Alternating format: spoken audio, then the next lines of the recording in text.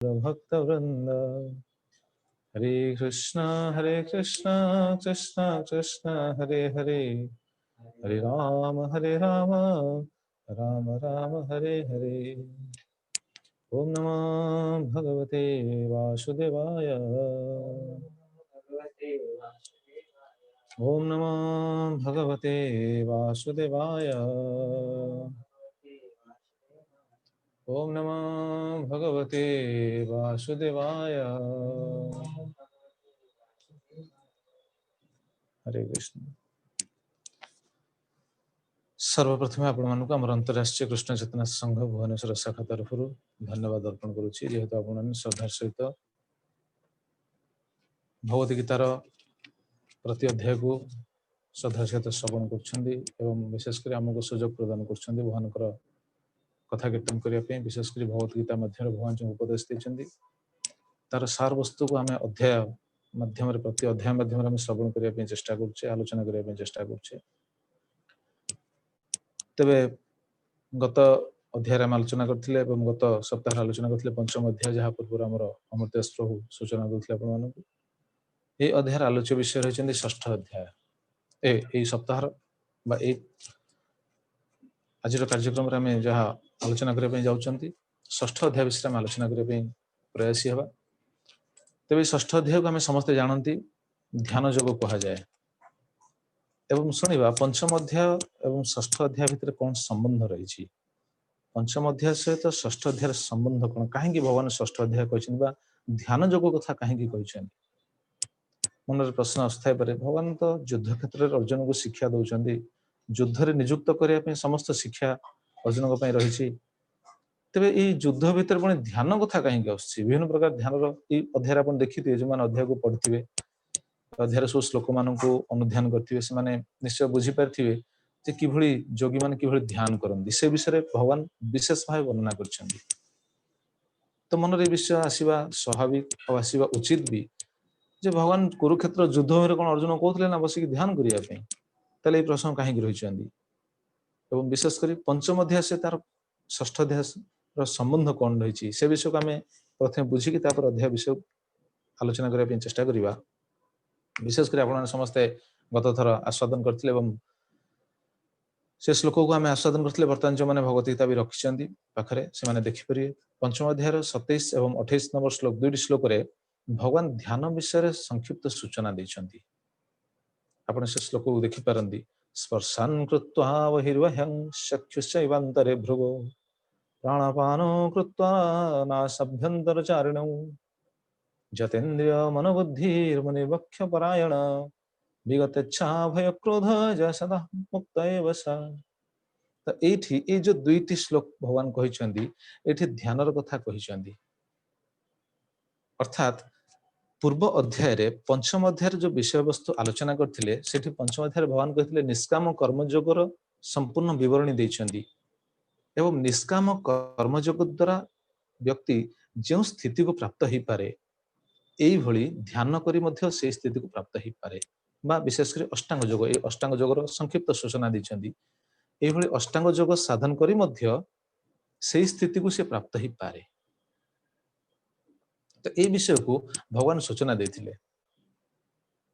तेणु ये अध्याय विशेषकर आलोचना होती अष्टांग योगर विशद वर्णना से अष्टांग योग को किभली भगवान बुझे आप श्रवण करवा जो मैंने अध्ययन कर धारावाहिक भाव से बुझीपारे जहाँकि ये जो अष्टांग योगटा संभव हो पारे केवल ये अध्याय जो सार वस्तु रही ये अष्टांग योग संभव हो पारे मन और इंद्रियर संयमता को नहीं। मन एवं इंद्रिय जो संयम हुए से जन अष्टांग योग साधन करें ये पॉइंट टाक आप ध्यान रखिए एवं ए पॉइंट को आप स्मरण रखिए ए अध्याय शेष आलोचना पर्यंत। मन एवं इंद्रिय जार संयत सी ही योग साधना करें किंतु योग साधन द्वारा मध्य अंतिम लक्ष्य स्थल जने पहुंची पारे भगवान एटा कहउछंदी किंतु सिद्धांत रही मन एवं इंद्रिय संयम हो आवश्यक से विषय को ही बुझाई जाइछन्दी भगवान इस अध्याय। तेणु अष्टांग योग बा ये जो साधन पूर्वर जन निश्चित भाव कौन हवा उचित अन्य कथार जदि कह से निश्चित भाव शुद्ध हवा उचित। तेणु शुद्ध होगापी अलग उपाय कौन कहते पंचम अध्याय जहाँ सिद्धांत थिले शुद्ध होगा पंचम अध्याय सिद्धांत दृष्टि आम से कथा आस्वादन कर निष्काम कर्मयोग द्वारा व्यक्ति शुद्ध हो पारे तेणु निष्काम कर्मयोग द्वारा से शुद्ध हो शुद्ध होगी स्थिति प्राप्त हो पारे एवं अष्टांग योग कर स्थिति प्राप्त हो पारे अष्टांग योग करने पूर्व आगे शुद्ध होगापी पड़ो निष्काम कर्मयोग कले सी आपे आपे शुद्ध हम अष्टांग योग करने पूर्व शुद्ध होगी योगटा करने पड़ो ये हूँ फरक तेबे ये जो प्रसंग रे आपण समस्ते जो मैंने श्रील प्रभुपाद भावार्थ को अध्ययन करेंगे संपूर्ण अध्याय प्रभुपाद महाराज ये भावार्थ विशेषकर गोटे जिन देखते ये कलिजुग अष्टांग योग जहाँ सब सिद्धांत रही पालन करने बहुत कष्ट साध्य कहीं अष्टांग योग जहाँ सब साधन विधि रही पालन करने मुस्किल असंभव आप शुणवे से प्रसंग सब आसो से विषय वस्तु कहीं करें कहीं आजिकल कहते हैं योग करें आपण मैंने किंतु जोगर जो सब विधि रही से विधि अनुसार जब योग करवा आम निश्चित भितर प्रवेश करने बहुत दुष्कर हम आम कौन कौन कह असमर्थ ही हवा तेरे ध्यान योग विषय तो आलोचना करेंगे भगवान ये अध्याय किंतु प्रथम श्लोक रे भगवान गोटे विचित्र कथा कहते से श्लोक आप देखते केते सुंदर कथा कहते अनाश्रित कर्म फल कार्य कर्म करोति च स सन्यासी च योगी च न निरग्नि न चक्रिय ये श्लोक कहीं कहते ये ध्यान तो किसी विषय वस्तु ना कहते अनाश्रित कर्मफल जी तार कर्मफल प्रति अनासक्त कार्य कर्म करोति च जी तार कर्मफल प्रति अनासक्त एवं जी तार कर्तव्य कर्म करुछि स सन्यासी से सन्यासी स सन्यासी च योगी च न निरग्नि न चक्रिय सी सन्यासी सी योगी किंतु जी निरग्नि नुहे बा जी अक्रिय जी क्रिया करूनी सी सन्यासी नुहे कि योगी नुहे यार अर्थ हूँ जी निरग्नि निरग्नि अर्थ कहले ना न निरग्नि न चक्रिय निरग्नि अर्थ हूँ जी निजर कौन कह प्रेस्क्राइब ड्यूटी करे ना कर्तव्य कर्म को जी करे ना सी हूँ निरग्नि जदि यार बहुत व्याख्या रही यार बहुत संज्ञा रही किंतु मोटामोटी भाव यह ही बुझा आवश्यक जी तार कर्तव्य कर्म करे प्रभुपाद महाराज कथा ही कहते सी हूँ निरग्नि तेणु जी कर्तव्य कर्म करूनी सी सन्यासी नुह कि सी योगी नुह तेज ये जो श्लोक को कहवा तात्पर्य कौन कारण पूर्व अध्याय जहाँ कही पूर्व अध्याय गोटे श्लोक कही आप समस्त ध्यान थाईपे सन्यासं कर्म योगश्च निःश्रेयस करो भव तयस्तो कर्म सन्यासात् कर्म योग विशिष्यते तो सेठी कौन कहते उभयर साधन विशेष आप श्लोक आलोचना हो जाए व्याख्या करने जाऊनी मोटामोटी भाव ये कौन सन्यास एवं कर्मयोग उभय साधन स्वरूप विधि फल ये सब को भल भाव निरूपण करिकी एवं निरूपण कर सारा कौन ध्यान योग को उभय योग अत्यंत उपयोगी एवं भगवत प्राप्तिर प्रधान उपाय बोली बुझे कि संक्षेप ध्यान योग सूचना दे सिद्धांत कहले एवं ध्यान योगर संक्षिप्त सूचना देदेले 27-28 श्लोक जहाँ आम पूर्व आलोचना करते किंतु ए दुईटी साधन भितर केउटी करणीय केउटा करबा उचित ता विषय स्पष्ट आज्ञा देना कही दुईटा हूँ श्रेयस्कर किंतु केउटा करबा उचित ता विषय सूचना देना एवं ध्यान योग जो सूचना देले से ध्यान योग विषय तार विस्तृत वर्णना किसी करना ध्यान जन केमी कर कौन कर केवल दुईटी श्लोक संक्षिप्त सूचना दी तार विस्तृत वर्णना किसी करना तेणु ये सब सिद्धांत को नहीं भगवान विचार ये सब आचार्य मैंने सब टीकार सब रचना कर काले अर्जुन तो ये सब कथा शुणिले सन्यास कथा भी शुणिले कर्मयोग कथा भी शुणिले ध्यान कथा शुणिले तेणु काले अर्जुन कर्म छाड़देवे कि काले अर्जुन सन्यास नहीं जी कि कारण अर्जुन तो पूर्व कहते सन्यासी जी आप प्रथम अध्याय को स्मरण करूँ अर्जुन कहते बर मुझे बण को चलीजी सन्यासी हो भिक्षार्जन कर जीविका निर्वाह करी कि युद्ध करी विचार करते तेणु भगवान विचार करेतु अर्जुन पूर्व कहते सन्यासी हो कर्म करें तेणु काले अर्जुन कर्म त्याग करेंगे से भगवान ये कौन कहते प्रथम अर्जुन को भक्तियुक्त कर्म निजुक्त करने प्रवृत्त करने प्रथम कर्मयोगर प्रशंसा करी श्लोकटा आरंभ कर अनाश्रित कर्मफल कार्यकर्म करोति जो श्लोकटा आम शुणिले तेणु कर्म रे भगवान अर्जुन को प्रवृत्त करने ये श्लोकटा कहते जी ध्यान आड़ ତେବେ ଶ୍ରୀପାଦ ବିଶ୍ୱନାଥ ଚକ୍ରବର୍ତ୍ତୀ ଠାକୁର ଏ ଅଧ୍ୟାୟର ସାର ବସ୍ତୁକୁ ସେ ବହୁତ ସୁନ୍ଦର ଟିକାରେ ତାଙ୍କ ରଚନା କରିଛନ୍ତି। ଷଷ୍ଠେଷୁ ଯୋଗିନ ଯୋଗ ପ୍ରକାର ବିଜିତାତ୍ମନଃ ମନଶ୍ଚଞ୍ଚଳସ୍ୟାପି ନିଶ୍ଚଳୋପାୟ ଉଚ୍ୟତେ। ଷଷ୍ଠ ଅଧ୍ୟାୟରେ କଣ ବିଷୟବସ୍ତୁ ରହିଛନ୍ତି?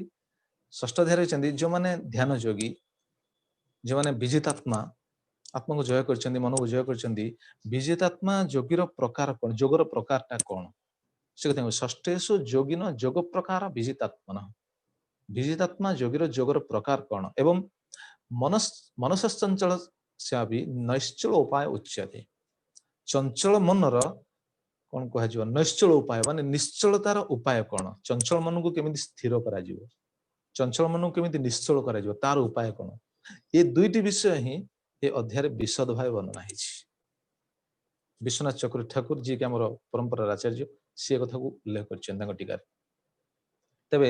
ଆମେ ପ୍ରଥମରେ ସେ କଥା ହିଁ ଆଲୋଚନା କରୁଥିଲେ। ପ୍ରଥମ ଶ୍ଲୋକ ଯାହା ରହିଛନ୍ତି ଅନାଶ୍ରିତ କର୍ମଫଳ। ତେବେ ଏଇ ଯୋଉ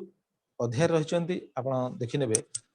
47 ଶ୍ଲୋକ ରହିଛନ୍ତି, 47ଟା ଶ୍ଲୋକ ରହିଛନ୍ତି। ବହୁତ ଏ ଅଧ୍ୟାୟରେ ବହୁତ ସୁନ୍ଦର ସୁନ୍ଦର ସିଦ୍ଧାନ୍ତ ରହିଛନ୍ତି, ଯଦିଓ ସବୁ ଧ୍ୟାନ ଉପରକୁ ରହିଛି, କିନ୍ତୁ ତା ଭିତରେ ଆମେ କମ ସେ କମ କେତୋଟି ଜିନିଷ ବହୁତ ଉପଯୋଗୀ ସାଧକ ମାନଙ୍କ ପାଇଁ, ସେମାନଙ୍କର ମନ ଏବଂ ଇନ୍ଦ୍ରିୟକୁ ସଂଯତ କରିବା ପାଇଁ। ତେବେ ତା ବିଷୟରେ ଆମେ ସମୟ ଅନୁସାରେ ଆଲୋଚନା କରିବା। ତେବେ ଅଧ୍ୟାୟରେ ଯୋଉ 47ଟା ଶ୍ଲୋକ ରହିଛନ୍ତି, ପ୍ରଥମ 4ଟା ଶ୍ଲୋକରେ ଗୋଟେ ବିଷୟକୁ ବର୍ଣ୍ଣନା କରାଯାଇଛନ୍ତି। ଅର୍ଥାତ୍ 4ଟା ଶ୍ଲୋକ ରହିଛନ୍ତି ନିଷ୍କାମ କର୍ମ ମାଧ୍ୟମରେ ଯୋଗ ସାଧନାର ଉନ୍ନତି ସାଧନ। ଇଏ ପ୍ରଥମ 4ଟା ଶ୍ଲୋକ ରହିଛନ୍ତି। ସେଥିପାଇଁ ଅର୍ଜୁନଙ୍କୁ ଭଗବାନ କଣ କହିଲେ? ପ୍ରଥମ ଆପଣ ଦେଖୁନାହାନ୍ତି, ସେଥିପାଇଁ ଅର୍ଜୁନଙ୍କୁ 2 ନମ୍ବର ଶ୍ଲୋକରେ ହିଁ କହିଛନ୍ତି, ହେ ଅର୍ଜୁନ, ଯାହାକୁ ସନ୍ନ୍ୟାସ ବୋଲି କହନ୍ତି ତାକୁ ହିଁ ଯୋଗ କହନ୍ତି। କାରଣ ସଂକଳ୍ପ ତ୍ୟାଗ କରିନଥିବା କୌଣସି ପୁରୁଷ ଯୋଗୀ ହୁଏ ନାହିଁ। ତୁମେ ଏଟା ଜାଣି ରଖ, କେହି ଯୋଗୀ ହୁଅନ୍ତିନି। ଦେଖନ୍ତୁ ସେ ଶ୍ଲୋକ ତାପରେ କହିଛନ୍ତି, ସନ୍ନ୍ୟାସମିତି ପ୍ରାହୁ ଯୋଗତଂ ବିଦ୍ଧି ପାଣ୍ଡବ ନ ହ୍ୟସନ୍ନ୍ୟସ୍ତ ସଂକଳ୍ପ ଯୋଗୀ ଭବତି କଶ୍ଚନ। ତେଣୁ ହେ ଅର୍ଜୁନ, ଯାହାକୁ ସନ୍ନ୍ୟାସ କହନ୍ତି ତାକୁ ହିଁ ଯୋଗ ବୋଲି କୁହନ୍ତି। ତେବେ ପ୍ରଶ୍ନ ଆସିବ, ତାହେଲେ ଯୋଉ ଅଷ୍ଟାଙ୍ଗ ଯୋଗ ବା କହିଲେ ନା ସନ୍ନ୍ୟାସ ଯାହାକୁ କୁହନ୍ତି ଯୋଗ ତାକୁ କୁହନ୍ତି, ତ ଏ ଯୋଉ ଅଷ୍ଟାଙ୍ଗ ଯୋଗ, ଏ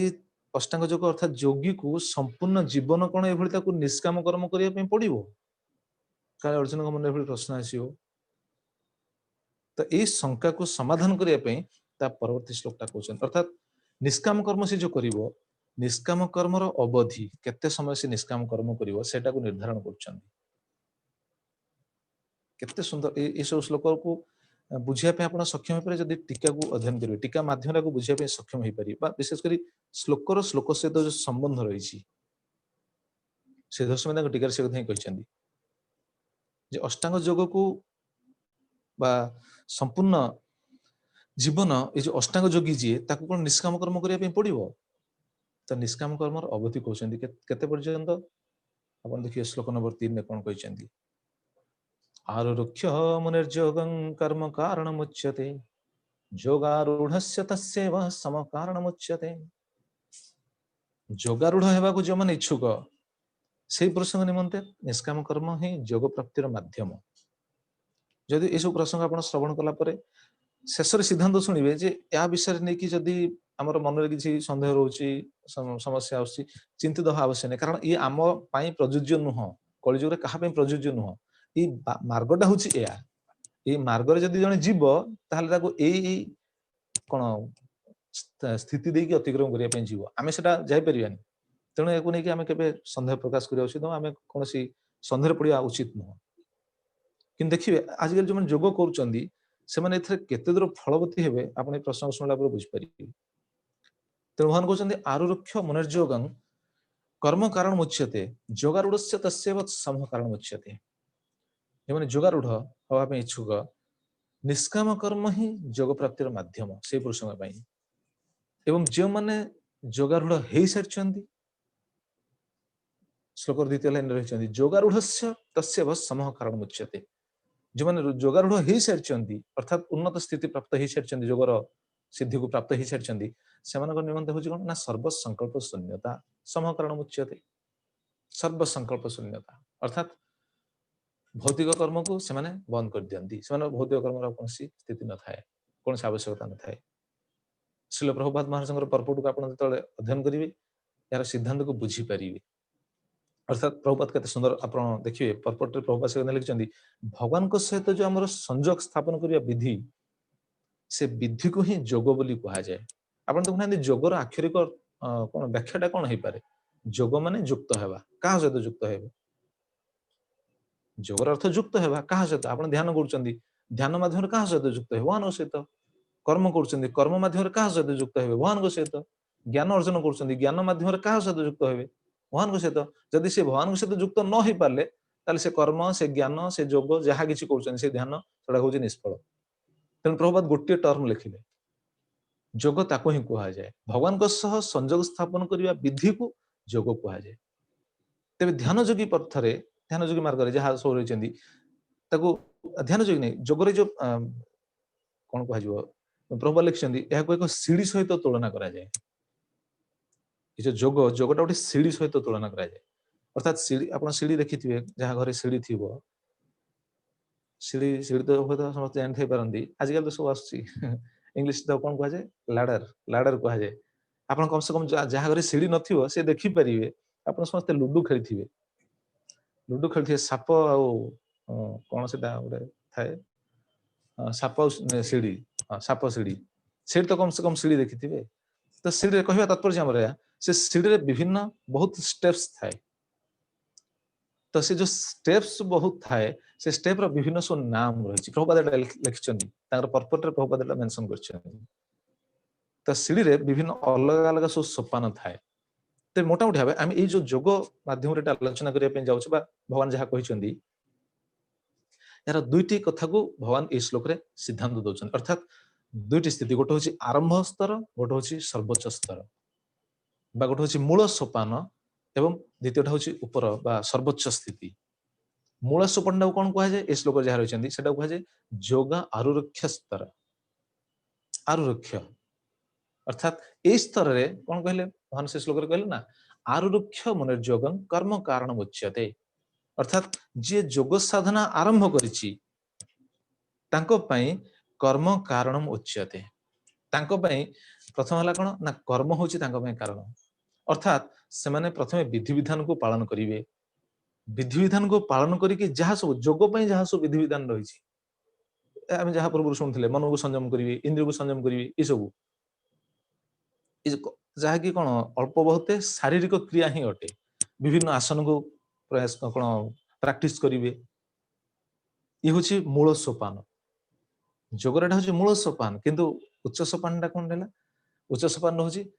सर्वोच्च स्तर जोटा सेटा होछि जोगारूढ़ स्तर जोगारूढ़ स्तर रे कोन भगवान एटा कहउचंती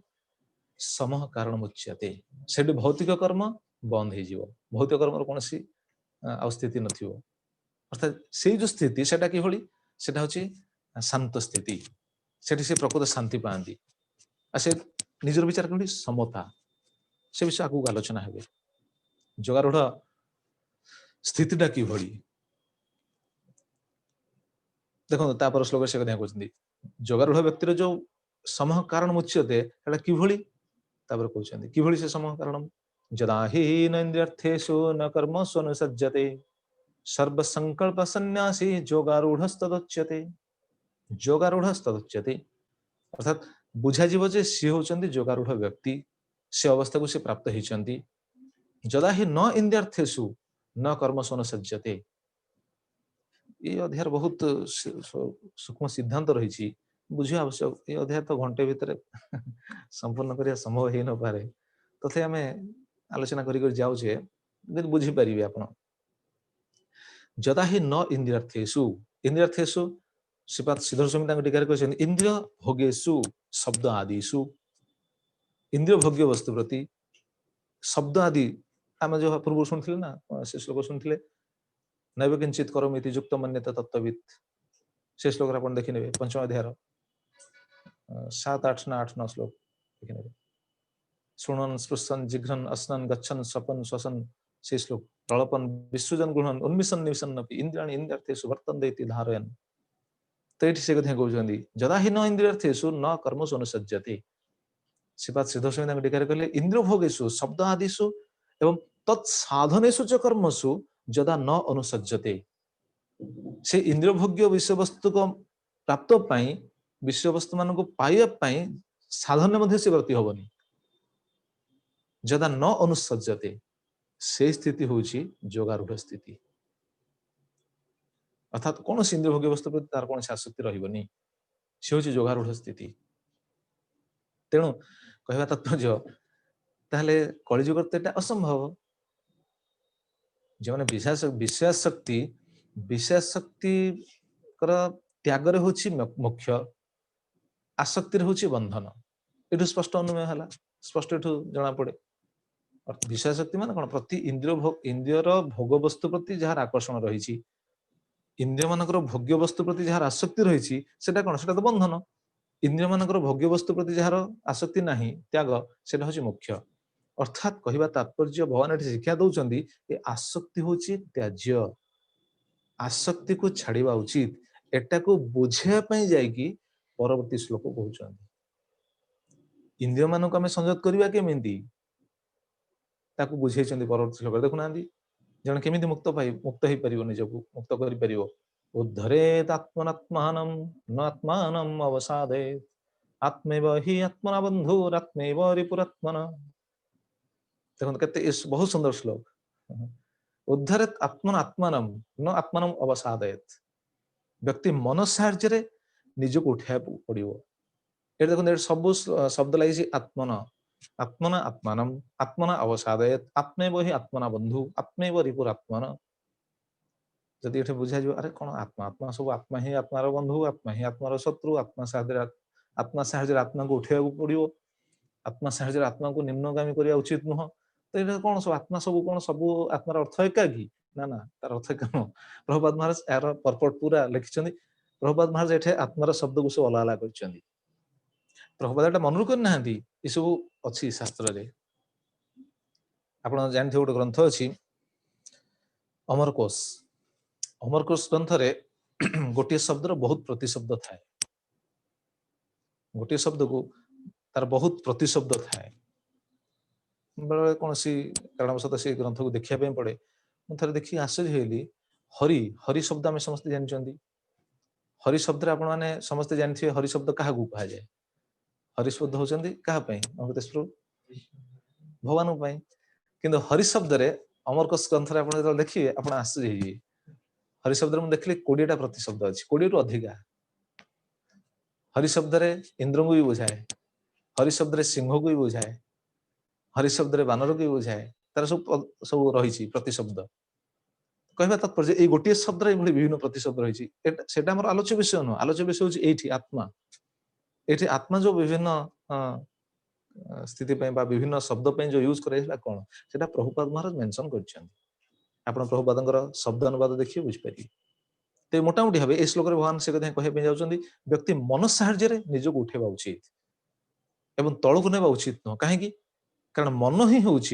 कहले ना आत्मैव हि आत्मना बंधु आत्मैव रिपुरात्मन मन हूँ निजर बंधु मन हूँ निजर शत्रु प्रकृत में जगत जदि आमर किए बंधु थाए ताहले मन यदि शत्रु थाए ताहले मन किंतु विचार कर मन आमको क्यों दृष्टि आम मन को स्वीकार करें आमर हितैषी रूपे मन को स्वीकार करें ना आमर शत्रु रूपे आम मन को पाखे रखीचे यदि मोटामोटी भाव देखा 99.99 लोकों पाखे मन केवल शत्रु रूपे कार्य कहीं कारण मन संजत नुह ना मन जेहेतु आम संजत नुह तेणु मनटा आम शत्रु हो जाए मन संजत हम केमी आगू आसो से सिद्धांत मन मना भाव मत भक्त भगवान कह तेज ये जोग साधन माध्यम मन को संजत करने कथा कहुच्छी से विषय जेहेतु आम आलोचना करें भगवान विशेष आलोचना कर तेणु इंद्रिय भोग्य विषय वस्तु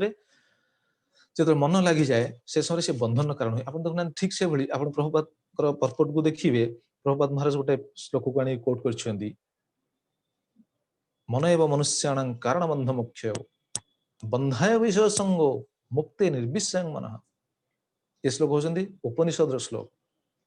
अमृत बिंदु उपनिषद गोटे उपनिषद अच्छी से उपनिषद रु प्रभुपाद ये श्लोक को आनी कोट कर पर्पट रे मन हूँ कौन जीव को बंधन दशा पकड़ एकमात्र कारण मन एवं मनुष्याण कारण बंध मुख्य मन हूँ बंधन कारण मन हूँ मुक्तिर कारण ताले मन केतବେଳେ बंधन कारण हो जाए कहले बंधाय विषय संग जब इंद्रभोग्य विषय वस्तु मन लगी जाए निमज्जित हो जाए से बंधन कारण हो जाए मुक्ति निर्विषय मन जो से गुड़िक दूरे जाए विषय भोग जो मन दूरे जाए से कौन होता है से मुक्तिर कारण होता है तेणु भगवान ये श्लोक एपाई एवं कहीदेले ना मन हूँ आमर बंधु मन हूँ आमर शत्रु ताले प्रश्न आस क्यों व्यक्ति पक्षर मन हूँ बंधु क्यों व्यक्ति पक्षर मन हूँ शत्रु ताकू पुणी स्पष्ट बुझे भगवान तापर श्लोक देखो मन क्या पक्षर बंधु क्या पक्षर शत्रु बंधुरात्मा आत्मनस्तस्य जेनात्मैवात्मना जिता अनात्मनस्तु शत्रुत्वे वर्तेत आत्मैव शत्रुवत् केते स्पष्ट भगवान बुझे देले बंधुरात्मा आत्मनस्तस्य एठी मते से आत्मा आत्मा आत्मा कहछन्ती अर्थात जे मन को जय करिछि ता पक्षरे मन होछि बंधु जे मन को जय करिनी ता पक्षरे इ होछि शत्रु शत्रु न माने सांघातिक शत्रु आ संसार बंधु शत्रु किए कि ये मन तेणु ता पक्षरे ही मन बंधु ता पक्षरे मन शत्रु जे मन को जय करछि ता पक्षरे मन हला बंधु जे मन को जय कर पारनी शत्रु या पछरे बहुत सिद्धांत रही जदि ये गोटे गोटे श्लोक जदि ध्यान जगर जिते सब श्लोक रही गोटे गोटे श्लोक को जदि बुझा जाए ताले बहुत सिद्धांत प्राप्त हो पारे आप निजे अध्ययन कले भी जानीपर श्रीमद भागवतम अध्ययन करेंगे चैतन्य चरितामृत अध्ययन करेंगे यार सिद्धांत सब प्राप्त हो पारे जेहेतु आम अध्याय वाइज चैप्टर वाइज आम आलोचना कर केवल चुंबक कही जाऊे एवं बर्तमान कहे जोगारूढ़ व्यक्तिर लक्षणटा कौन जो समूह कारण मुच्यते आम शुणुले ना से समूह स्थितिटा किभली मन को संयत कर सारी से स्थिति प्राप्त होता किभली कहते जितात्मना प्रशांत परमात्मा समाहित शीतोष्ण सुख दुखेशु तथा मानोपमानयो जे मन को संयम कर सारी से किभली ये कहले जितात्मना प्रशांत से प्रशांत भाव लाभ करिछि एवं परमात्मा समाहित एटे केतो लक्षण देखिछन भगवान देखो परमात्मा समाहित अर्थात परमात्मा ठारे से स्थिर अर्थात भगवान ठारे से स्थिर रही मन भगवान पाखे लगी नचेत मन संयत हम कि हेनी एवं परमात्मा समाहित शब्द विश्वनाथ चक्रवर्ती ठाकुर बलदेव विद्याभूषण बहुत सुंदर टीका रचना कर परमात्मा परम शब्द से कहते अतिशयन आत्मा समाहित समाधिस्थ आत्मा भवेत अतिशय आत्मा कौन अतिशय समाधि अवस्था को प्राप्त होती परमात्मा समाहित तेणु जो मन को जय कर प्रशांत से हूँ परमात्मा समाहित एवं तापर कौन कहते शीतोष्ण सुख दुखेशु तथा मान अपमान शीत उष्ण सुख दुख मान अपमान ये अवस्था से समभाव रही पारे एठू आम निजक निजे मापिबा उचित आम केते दूर समभाव रही पारे शीत उष्ण आम समभाव रही पारे हाँ है शीत उष्ण को आम सह्य करूँ मान अपमान को आम सह्य कर निजे निजे को तर्जमा करिया उचित सुख दुख आम कौन निजक समभाव रखिपे रखिपारे आम मन संयत हैनी ये सब सिद्धांत को आम आलोचना करुचे अध्ययन करुचे श्रवण करुचे से समय आम निजक आम तर्जमा करिया उचित तेणु सम कारण मुच्यते से समस्थिति हूँ पुणी अधिक लक्षण कौन तापर श्लोक कहते ज्ञान विज्ञान तृप्तात्मा कूटस्थ विजितेन्द्रिय युक्तुच्यते योगी समलष्ट्रस्म कांचन ये श्लोक केत सिद्धांत रही प्रथम कहले कौन ज्ञान विज्ञान तृप्तात्मा कूटस्थ विजितेन्द्रिय ज्ञान ज्ञान माने से जहाँ ज्ञान प्राप्त होती विज्ञान ज्ञान कौन ज्ञान माने से जो ज्ञान को आहरण कर उपदेश माध्यम श्रवण माध्यम अध्ययन माध्यम जहाँ आहरण कर ज्ञान आचार्य टीका कथा कहते विज्ञान कौन विज्ञान हूँ श्रीधर टीका कहते अपरोक्षात अनुभवस्थाभ्यम जो ज्ञानटा से प्राप्त होती अनुभव करिया हूँ विज्ञान आगु तो आसो ज्ञान विज्ञान जो बहुत वर्णना हम ज्ञान कौन विज्ञान कौन बहुत सुंदर सब सिद्धांत माने आम ज्ञानटा पाचे कि अनुभव तले आसे हूँ विज्ञान एवं तृप्तात्मा ए श्लोक सब शब्दर सब व्याख्या रही मन को संयत कर सारी जोगारूढ़ व्यक्तिर लक्षण सब या तृप्तात्मा तृप्तात्मा अर्थात श्रीपाद श्रीधर स्वामी कहते निराकांक्षा चितं जस्य जार चित्तर कौन सी आकांक्षा नहीं से हूँ तृप्तात्मा। अतः तेणु ता स्थितिटा कौन होता है कूटस्थ विजितेन्द्रिय। ए श्लोक केतो लक्षण रहिले देखो 5टा लक्षण रहउछन्ती। कूटस्थ कूटस्थ माने निर्विकार कौन सी विकार नहीं विकार शून्य। कूटस्थ शब्द बहुत व्याख्या रही ये प्रति शब्दर व्याख्या बहुत सुंदर यदि शास्त्र सिद्धांत आप जो अध्ययन करेंगे प्राप्त हे से आस्वादन करेंगे से जापर ये श्लोक केते सब सुंदर सिद्धांत रही एवं विजितेन्द्रिय विजितानि इंद्रियाणि जैन से समस्त इंद्रिय मान जय कर अतएव विचारटा कि थाए दृष्टिटा कि थाए ना समदृष्टि ज्ञान विज्ञान तृप्तात्मा ज्ञान प्राप्त होती विज्ञान मान अनुभव कर आत्मा तृप्त होती कौन सी आकांक्षा नहीं तेणु से निर्विकार एवं इंद्रिय मान समस्त को कौन वशीभूत कर सारी जीति पारि तेणु दृष्टिटा हूँ समान कि से दृष्टि समलोष्ट अस्म कांचन यही वस्तु मान से समदृष्टि देखती आम कौन ये वस्तु समदृष्टि देखिपर कि कहले अर्थात जोगी मानकर ये हूँ नजर जो मैंने जोग कर जोगी मान पचारे नजर या कि अनुमान करेंगे नजर या कि यहाँ हूँ उपयुक्त जोगीर लक्षण। लोष्ट अस्म कांचन लोष्ट माने टेका पत्थर जहाँ आप बुझे टेका अस्म माने पत्थर कांचन माने सोना टेका पत्थर सोना माटी ये सब जिनस को समान दृष्टि देखा यहाँ संभव तो यहाँ ध्यान द्वारा संभव बोली कहते भगवान। अच्छा जब यहाँ ध्यान द्वारा संभव ताले भक्ति द्वारा यहाँ संभव कि नहीं जब भक्ति कले स्थिति प्राप्त हो कि नहीं भक्तर ये दृष्टि आसो कि नहीं मन जब प्रश्न आसो आसो भक्तर मध्य दृष्टि थाए कारण ध्यान जोगे जब ये लक्षण उपयुक्त स्तर में पहुंचला स्थिति प्राप्त हो भक्त तो सबुठ ऊर्ध्व रही से भगवान कहे शेष श्लोक देखिए नहीं तेना भक्तर दृष्टि कि भक्तर विचार कि भक्तर स्थिति केते उन्नत प्रहलाद महाराज शिक्षा आप देखिए प्रहलाद महाराज जो शिक्षा प्रहलाद महाराज स्थिति भी से परावरेषु भूतेषु ब्रह्मांड स्थावरादिषु भौतिकेषु विकारेषु भूतेषु अथ महत्सु च एभली नजर परावरेषु भूतेषु ब्रह्मा को आरंभ करी छोट बड़ प्राणी को पर्यंत समस्त को समान नजर भूतेषु एवं भूतेषु पंचमहाभूत पंचभूत प्रति समान पुणी ब्रह्मांड स्थावरादिषु पंचभूत गठित ब्रह्मांड समस्त वस्तु एवं भौतिकेषु विकारेषु पंचतन्मात्र महतत्व 3 गुण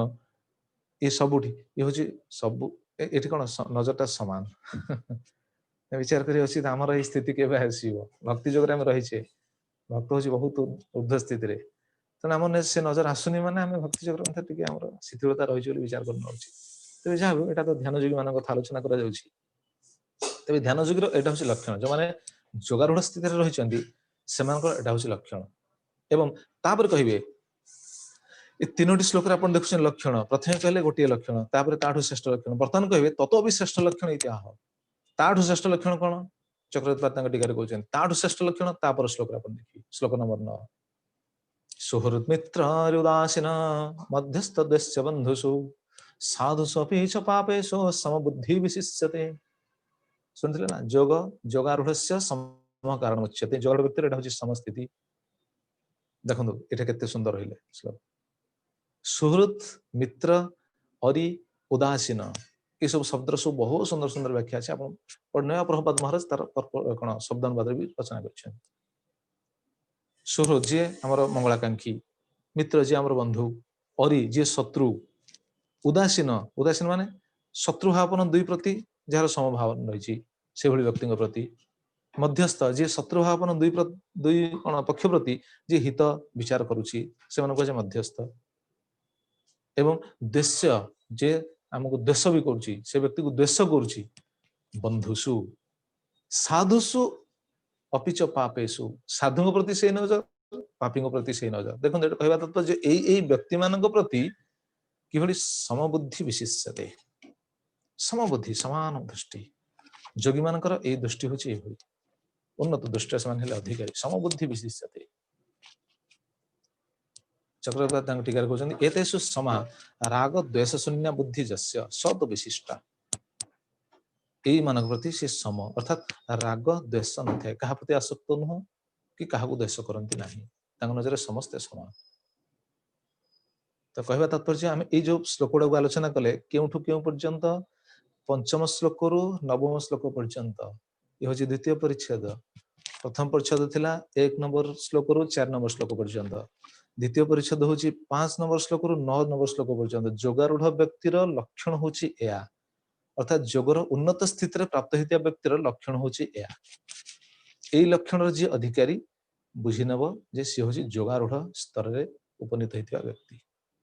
जोगर कौन कह संपूर्ण सर्वोच्च स्तर से स्तर में उपनीत होता व्यक्तिर यहाँ हूँ लक्षण तेबे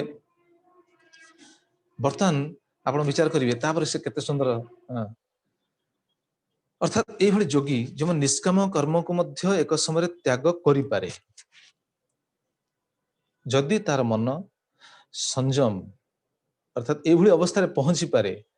सेते बेले ये जो पूर्वर जो श्लोक आम शुणिले 5 श्लोक रु 9 श्लोक पर्यंत ये सब लक्षण जहाँ शुणिले से स्थिति रे से तार समस्त कर्म को छाड़ी पारे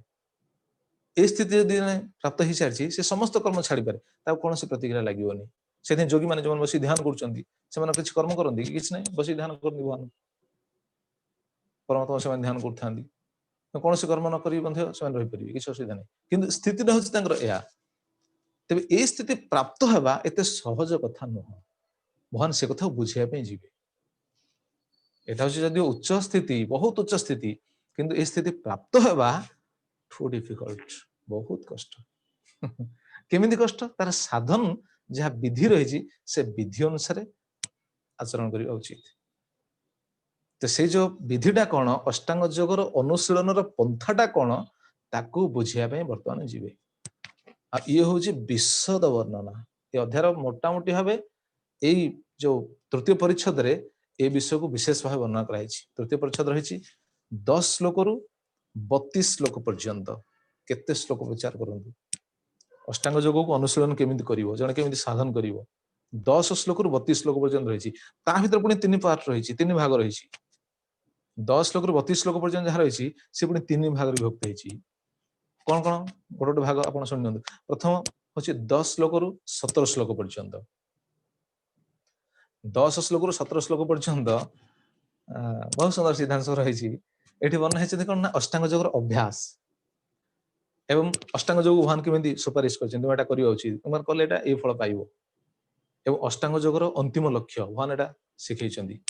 ये 10 श्लोक रु 17 श्लोक पर्यंत ये विषय रही फास्ट पार्ट रे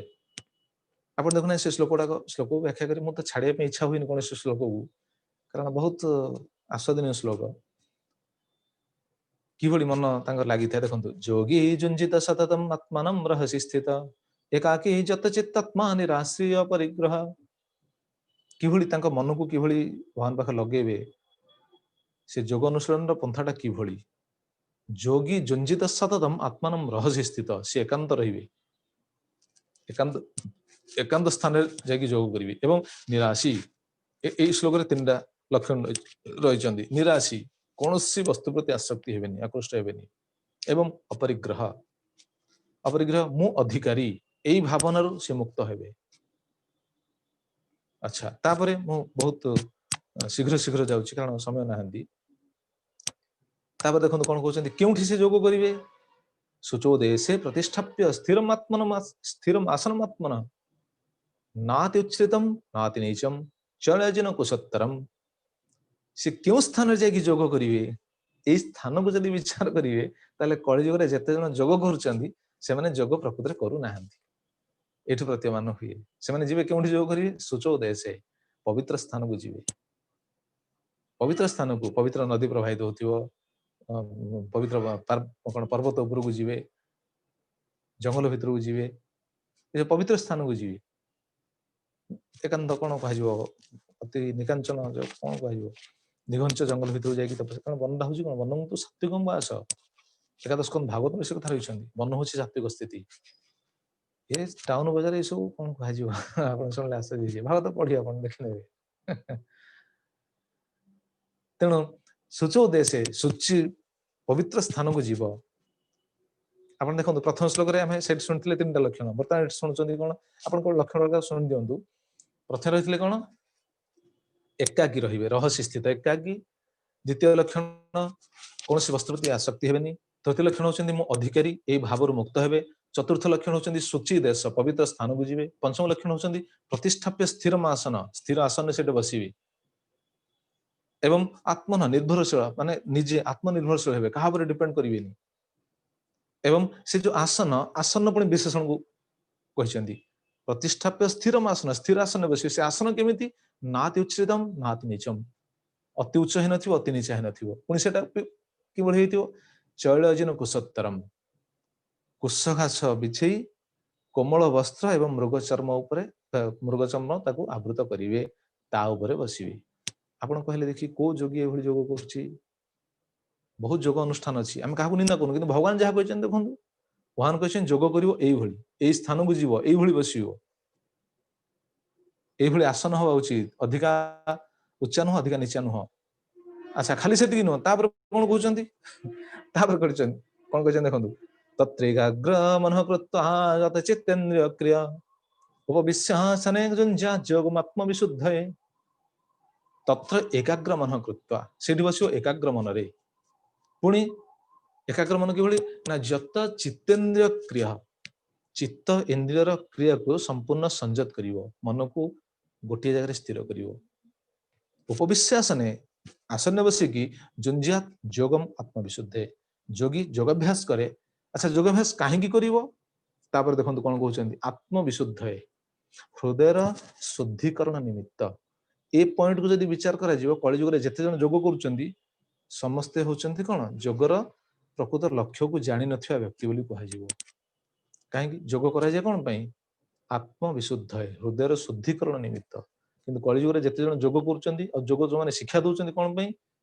शरीर को रोग शून्य करबा निमित्त हां कि नै आपण विचार करिवे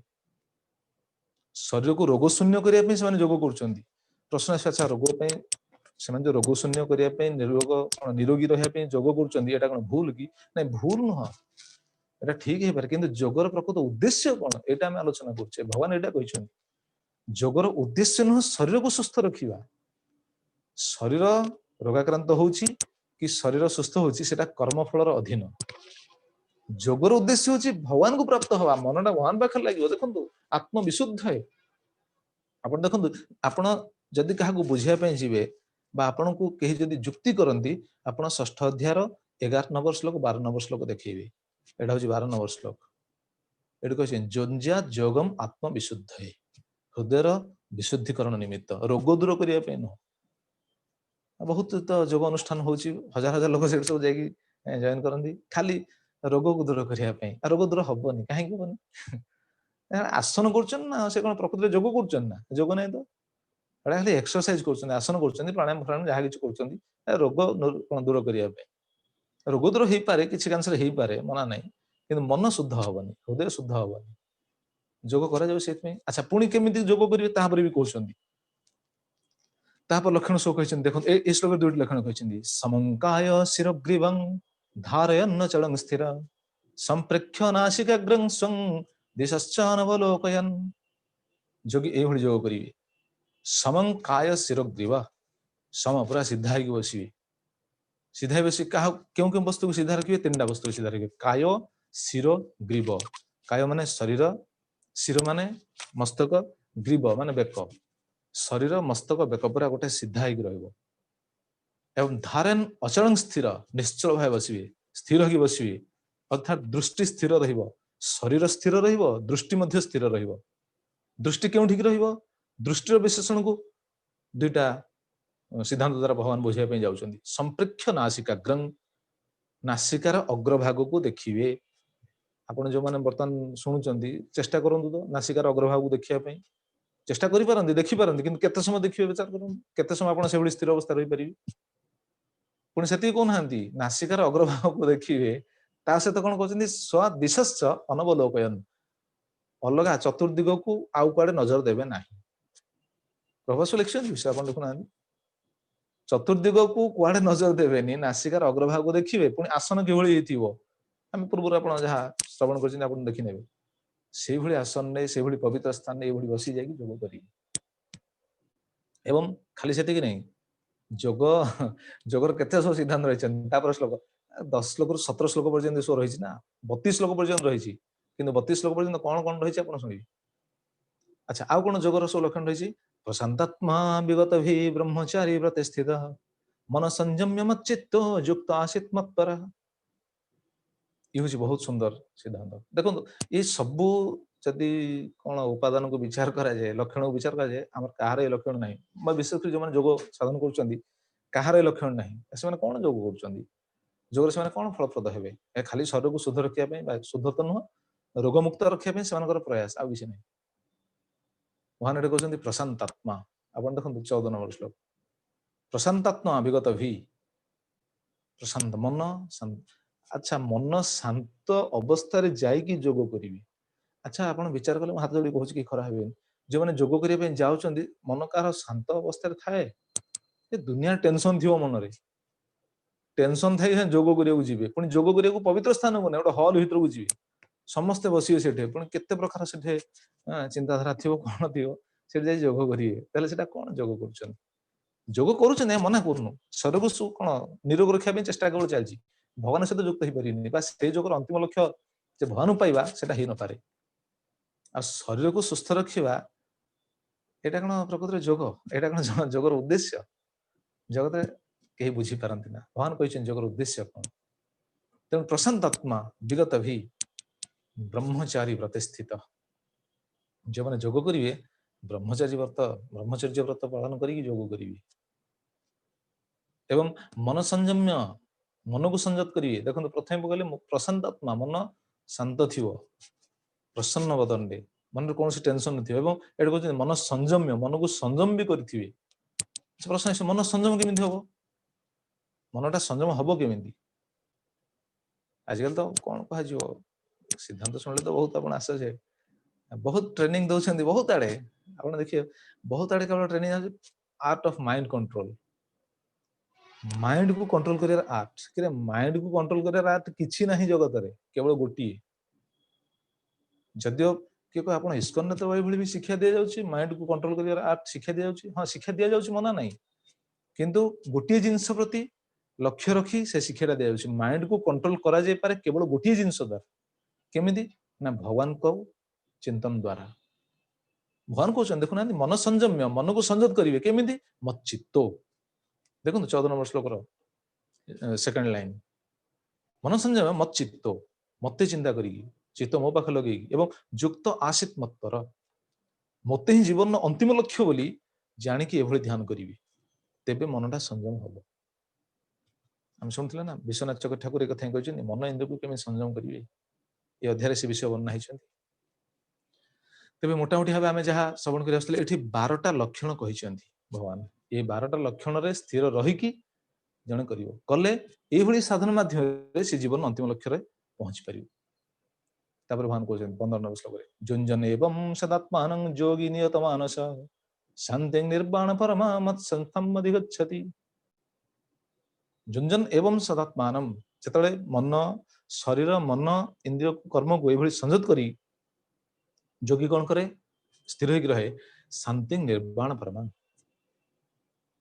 ଶାନ୍ତି ନିର୍ବାଣ ପରମାଂ, ସେ ଭୌତିକ ସ୍ଥିତିର, ପ୍ରଭୁପାଦ ମହାରାଜ କୁହନ୍ତି, ଭୌତିକ ସ୍ଥିତିର ଯବନିକାପାତ କରି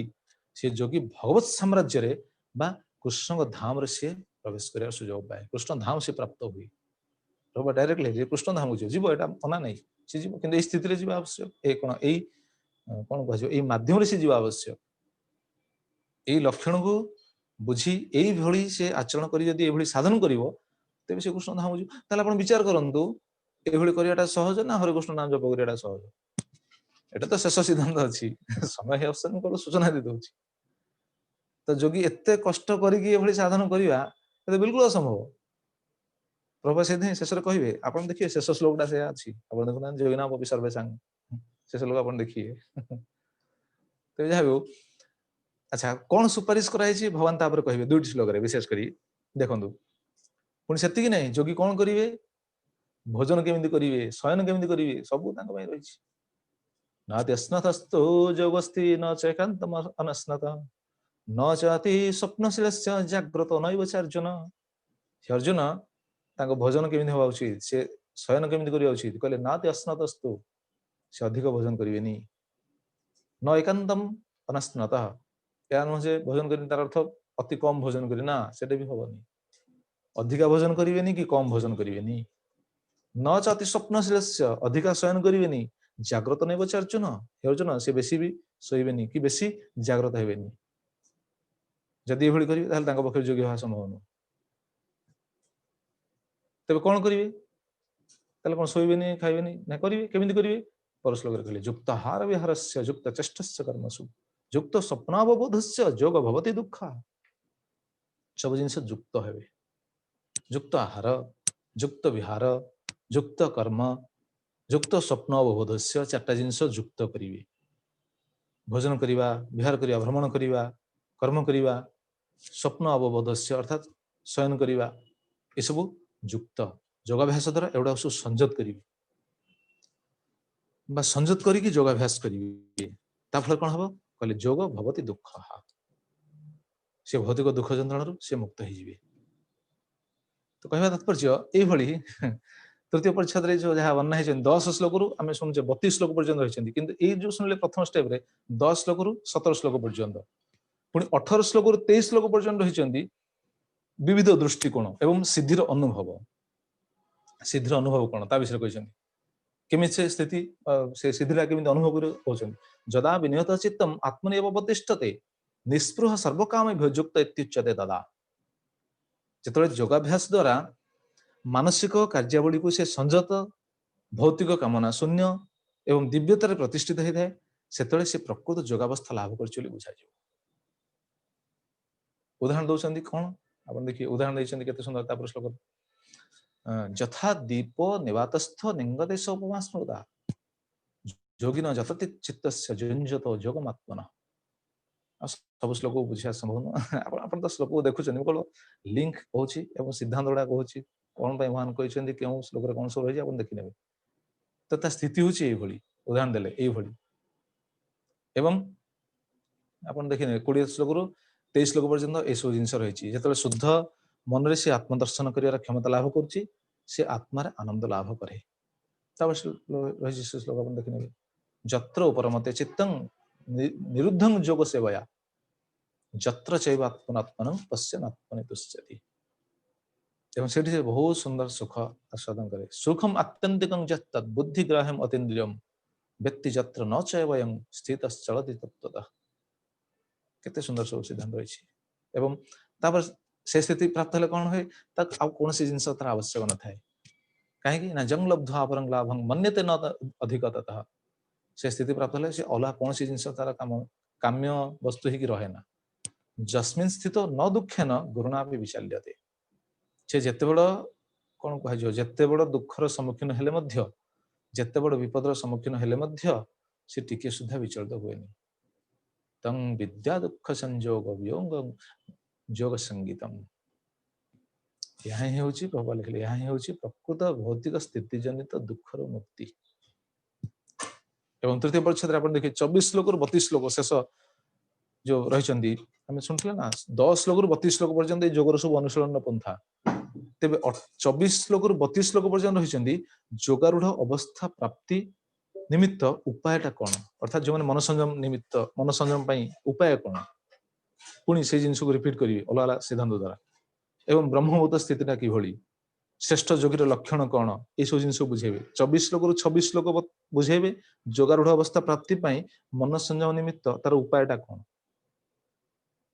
24 श्लोक 26 श्लोक आप देखुना कौन रही संकल्प प्रभवान कामान त्यक्त्वा सर्वान् अशेषत मनसैव इंद्रियाणाम इंद्रियग्रामं विनियम्य समन्ततः एवं शनै शनै उपरमत बुद्ध्या धृति गृहीतया आत्मसंस्थं मनः कृत्वा न किंचित अभिचिन्तयेत् अलग कौन सी चिंता करियो शनै शनै धीरे धीरे धीरे धीरे मनटा भगवान पाखे लगे मन को बुद्धि सहित युक्त कर भगवान पाखे लगे आप देखिए से श्लोक अर्थ सब देखिए एवं तापर कहउछन ना आप देखुना 26 श्लोक पर्यंत रही मन तो स्थिर रही मन केमी करी स्थिर ना जत जत निश्चलती मनश्चंचल मस्थिरम ततस्तत नियम्यत आत्मनेव अवसंगयत मन जिते जिते बाहर को जाऊँ पुणी आनी लगे मन तो स्थिर हेनी एवं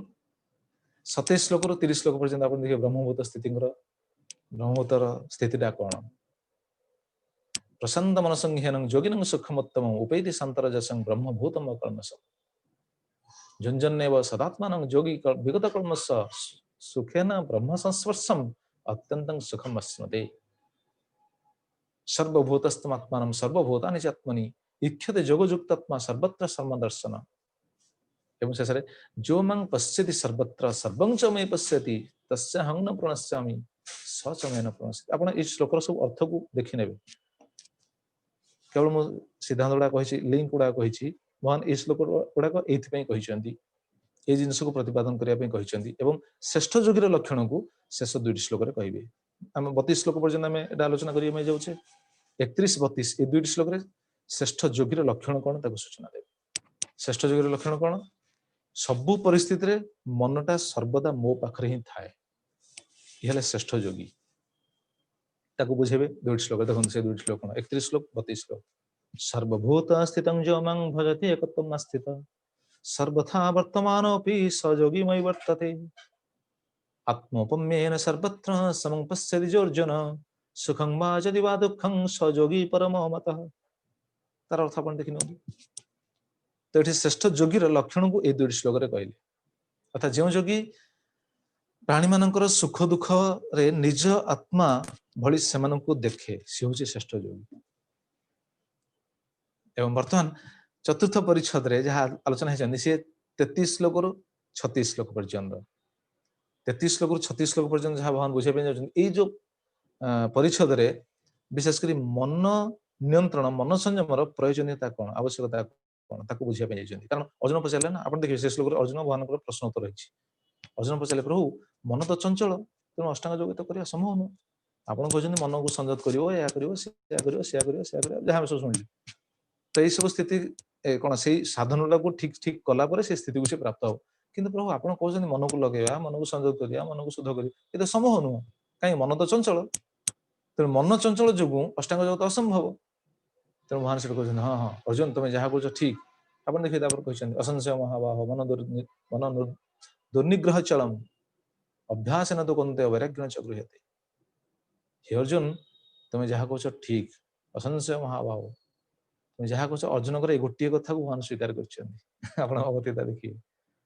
भगवतीतार आप संपूर्ण भगवतीता अध्ययन करेंगे अर्जुन समस्त कथा को भगवान श्रीकृष्ण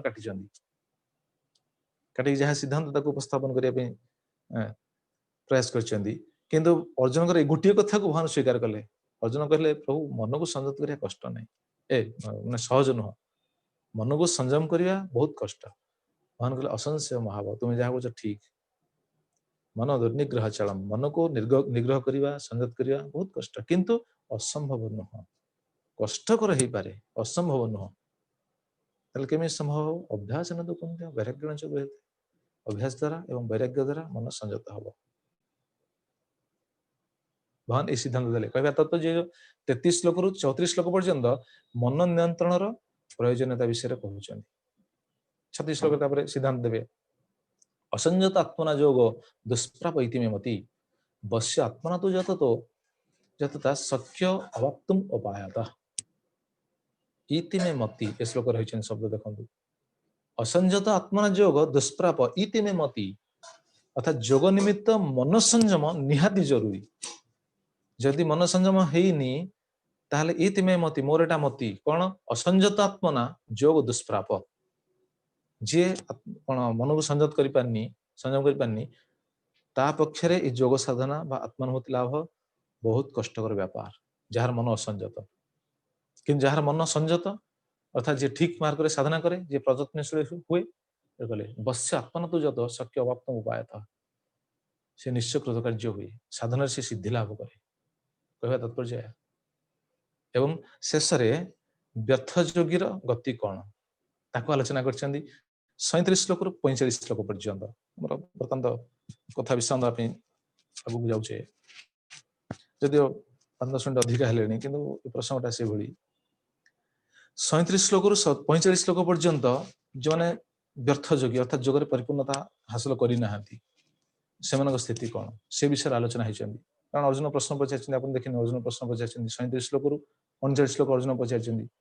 ପ୍ରଭୁ ଯେଉଁମାନେ ଯୋଗରେ ପରିପୂର୍ଣ୍ଣତା ଲାଭ କରି ନପାରନ୍ତି ସେମାନଙ୍କ ସ୍ଥିତି କ'ଣ ହୁଏ?